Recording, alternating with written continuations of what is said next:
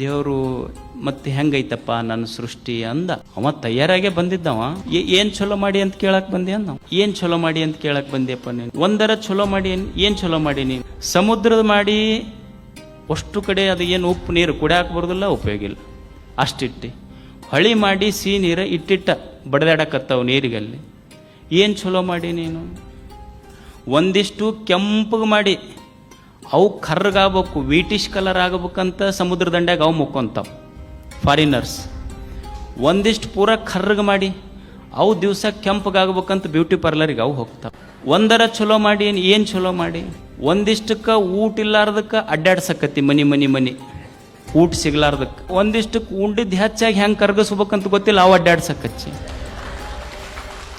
ಏನು ಚಲೋ ಮಾಡಿ ಒಂದರ? ನಿನಗೆ ಗೊತ್ತಾಗಿದ್ದಿಲ್ಲ ಅಂದ್ರೆ ನನಗೆ ಕೇಳಬೇಕು, ನಾ ಹೇಳ್ತಿದ್ದೆ. ಅಲ್ಲ, ನೀವು ಮೊದಲ ಸ್ವಲ್ಪ SMS ಕಳಿಸಿದ್ರೆ ನನಗೆ ಗೊತ್ತಾಗಿದ್ದಿಲ್ಲ ಅಂದ್ರೆ ನಮ್ಮ ಮನೆಯವ್ರು ಶಾಣ್ಯಾರದಾರ, ಎಲ್ಲ ಅವ್ರಿಗೆ ಕೇಳೇ ಮಾಡೋದು. ನಾನು ಅವ್ರಿಗೆ ಕೇಳ್ಯಾರೆ ಹೇಳ್ತಿದ್ದೆ. ನಾನು ಏನು ಮಾಡಕ್ಕೆ ಬಂದಿಲ್ಲ ನಿನಗೆ, ಹೋಗಂದವ. ದೇವ್ರಿಗೆ ಆಶ್ಚರ್ಯ ಆಗಿ ಆ ಪಕ್ಷಿ ಕುಂತಿತ್ತಲ್ಲ ಅದಕ್ಕೆ ಕೇಳ್ದ ದೇವ್ರು, ಅಲ್ಲೋ ಇವ ಮನುಷ್ಯ ಹಿಂಗ್ಯಾಕ ಅಂದ. ಅದು ಪಕ್ಷಿ ಅಂತೂ ಅದ್ರ ಹಣೆ ಬರ ನಾಟ ಐತಂದ. ಬರೇ ನೀವು ಒಬ್ಬವನ ಹಿಂಗದಿ ಅಂತ ತಿಳ್ಕೊಂಡು ಇವ್ರ ಜಾತಿನ ಹಿಂಗಿರೋದು ಪೂರ.